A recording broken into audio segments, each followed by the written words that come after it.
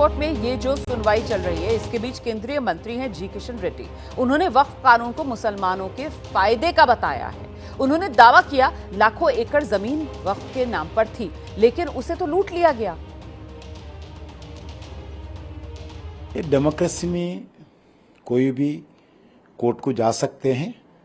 Ultimately Bharat सरकार जो आज वक्फ बोर्ड पे जो भ्रष्टाचार है, इतने 75 ईयर से कोई गरीब मुस्लिम को कोई वक्फ के नाम पर कोई लाभ नहीं मिला है।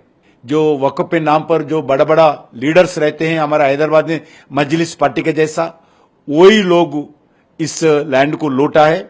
इसलिए भारत सरकार ये सब देखने के बाद वक्फ बोर्ड को पूरा हम संविधान के तरफ आधार पर उसको ठीक करेंगे। कांग्रेस की राज्यसभा के सांसद हैं इमरान प्रतापगढ़ी। उन्होंने आरोप लगाया कि केंद्र सरकार जबरन कानून को मुसलमानों पर थोपना चाहती है, लेकिन कोर्ट से ऐतिहासिक फैसले की उम्मीद है। पूरा विश्वास है कि हमें न्यायालय से इंसाफ मिलेगा और ये सरकार वक्फ की संपत्तियों को हड़पने के प्लान से जो बिल लेकर के आई है माननीय उच्चतम न्यायालय, उस पर जो है वो रोक लगाएंगे और देश को एक ऐसा फैसला देंगे कि भविष्य में सरकारें जनता और संविधान दोनों के विरोध में कोई भी बिल लाने से पहले सोचेंगी।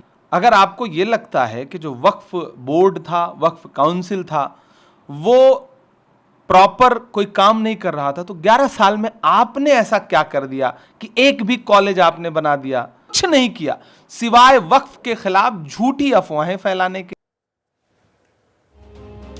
सीधे आपको लेकर चलेंगे निपुण सहगल हमारे साथ लगातार बने हुए हैं और निपुण से समझते हैं। निपुण, अगर मैं बिल्कुल स्पष्ट सवाल आपसे पूछूं तो क्या उम्मीद की जाए? आज अदालत की सुनवाई में क्या होगा? निपुण।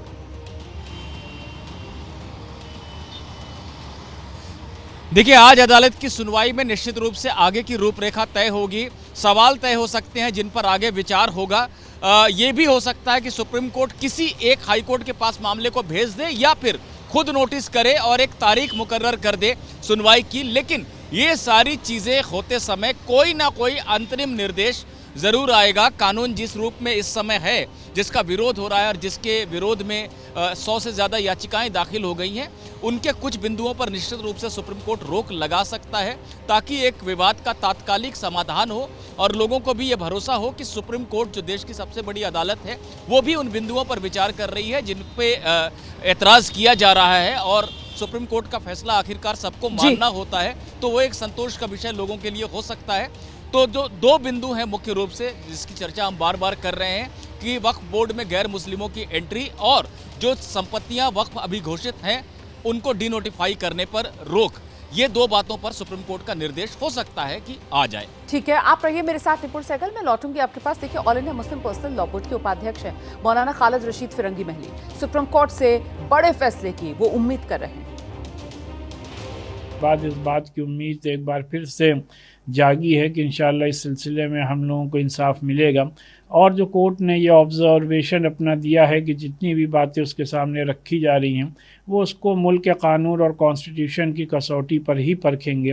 तो इससे और भी ये उम्मीद ज़ाहिर हुई है कि मुल्क के आर्टिकल 25 और 26 ने जो हम लोगों को रिलीजियस फ्रीडम दी है और जो अपने रिलीजियस प्रॉपर्टीज़ के मैनेजमेंट का हक़ और इख्तियार दिया है, वो रिस्टोर होगा और बाकी रहेगा। और जो कोर्ट ने ये अपने ऑब्जर्वेशन में ये बात कही है कि जो भी वक्त प्रॉपर्टीज़ ऑलरेडी नोटिफाइड हैं उनको डी नोटिफाई नहीं किया जाएगा।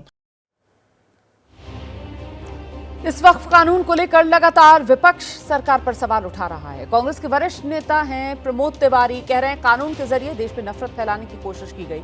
बीजेपी देश पे सिर्फ नफरत फैला रही है। जो कांग्रेस पार्टी ने लोकसभा और राज्यसभा में हमारे स्पीकर्स ने चिंता व्यक्त की थी, वही चिंता सुप्रीम कोर्ट ने भी व्यक्त की।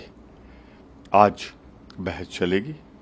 हमें इंतजार करना चाहिए कि सुप्रीम कोर्ट, जिसकी जिम्मेदारी है कि संविधान को कहीं भी अगर दबाया जा रहा है तो उस पर सख्त कदम ले। मुझे पूरी आशा है कि सर्वोच्च न्यायालय से वो जो चिंताएं व्यक्त सर्वोच्च न्यायालय ने की और हम लोगों ने भी की, उसका निदान होगा। तो ये तो सियासी बोल वक्फ कानून को लेकर जो लंबे वक्त से आप सुन रहे हैं, लेकिन नजर आज सबकी सुप्रीम कोर्ट पर है, जहां वक्फ कानून को लेकर सुप्रीम सुनवाई का ये पार्ट 2 सामने निकल कर आएगा, जिससे कोई सुप्रीम संदेश इस वक्फ कानून को लेकर और साथ ही आगे इस मामले में जो सुनवाई होगी उसकी रूपरेखा क्या रहने वाली है, इस पर सुप्रीम कोर्ट की तरफ से सामने आ सकता है।